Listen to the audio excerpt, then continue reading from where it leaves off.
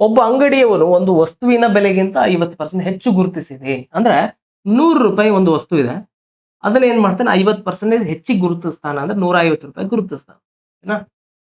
10% ರಿಯಾಯಿತಿ ಕೊಡ್ತಾನೆ ಸರ್. ಎರಡು ರೀತಿ ರಿಯಾಯಿತಿ ಕೊಡ್ತಾನೆ. ಮೊದಲು 10% ರಿಯಾಯಿತಿ ಕೊಡ್ತಾನೆ, ಆಮೇಲೆ X% ರಿಯಾಯಿತಿ ಕೊಡ್ತಾನೆ. ಎರಡು ಸತತ ರಿಯಾಯಿತಿ ಕೊಡ್ತಾನೆ, X% ಗೊತ್ತಿಲ್ಲ, ಅದನ್ನೇ ಕಂಡುಹಿಡಿಬೇಕು. ಅದಾದ್ಮೇಲೆ ಎರಡು ಸತತ ರಿಯಾಯಿತಿ ಕೊಟ್ಟ ಮೇಲೂ ಕೂಡ ಅಂಗಡಿಯವನಿಗೆ ಆ ವಸ್ತುವಿನಲ್ಲಿ 8% ಲಾಭ ಬರುತ್ತೆ ಅಂತ ಹೇಳಿದ್ದಾರೆ. 8% ಲಾಭ ಅಂದ್ರೆ 100 ರೂಪಾಯಿ ತಂದು ನಾನು 108 ರೂಪಾಯಿಗೆ ಮಾರಿದೀನಿ ಅಂದಂಗೆ. ಅದೇನ್ ಸರ್ ಮಾರಿದ ಬೆಲೆ. ಇದೇನಿದು ಗೂಬೆ, ನೀವು ಗುರುತಿಸಲಾದ ಬೆಲೆ. ಇದೇನ್ ಸರ್ ಕೊಂಡ ಬೆಲೆ, ಏಟಾ ಇದು ಮಾರಿದ ಬೆಲೆ. ಈಗ ಗುರುತಿಸಲಾದ ಬೆಲೆ 150 ಇತ್ತು. ಮೊದಲ ರಿಯಾಯಿತಿ ನನಗೆ ಗೊತ್ತಿದೆ ಎಷ್ಟು, 10%. 10% ರಿಯಾಯಿತಿ ಕೊಟ್ಟಿದ್ದೀನಿ ಅಂದ್ರೆ 150 10% 15 ರೂಪಾಯಿ ರಿಯಾಯಿತಿ ಕೊಡ್ತೀನಿ. 150 ರೂಪಾಯಿ 15 ರೂಪಾಯಿ ರಿಯಾಯಿತಿ ಕೊಟ್ಟರೆ 135 ರೂಪಾಯಿ. ಈಗ 135 ರೂಪಾಯಿ ಐತಿ. 135 ರೂಪಾಯಿ ಮೇಲೆ ನಾನು ಎಷ್ಟೋ ರಿಯಾಯಿತಿ ಕೊಟ್ಟಿನಿ ಅಂದ್ರೆ X% ರಿಯಾಯಿತಿ ಕೊಡಾತೀನಿ.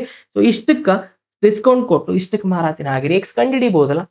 135 ರೂಪಾಯಿ ಇದ್ದಿದ್ದು 108 ರೂಪಾಯಿಗೆ ಮಾರ್ತೀನಿ ಅಂದ್ರೆ 27 ರೂಪಾಯಿಯ ರಿಯಾಯಿತಿ ಡಿವೈಡೆಡ್ ಬೈ ಮೂಲ ಬೆಲೆ ಎಷ್ಟು 135. ಶೇಕಡ ಕಂಡುಹಿಡಿಬೇಕಾ, ಯಾಕೆ X% ಕಂಡುಹಿಡಿ ಅಂದ್ರೆ ಹಾಗೆ 800. ಹೆಂಗ್ ಕಂಡುಹಿಡಿತೀರಿ ಸರ್, 27 ಒಂದಲೆ 27 ಐದಲೆ 5 ಒಂದಲೆ 5 20 ಹಾಗಿದ್ರೆ ಎಷ್ಟು ಬರುತ್ತೆ 20% ಅಂತಂದ್ರೆ X%.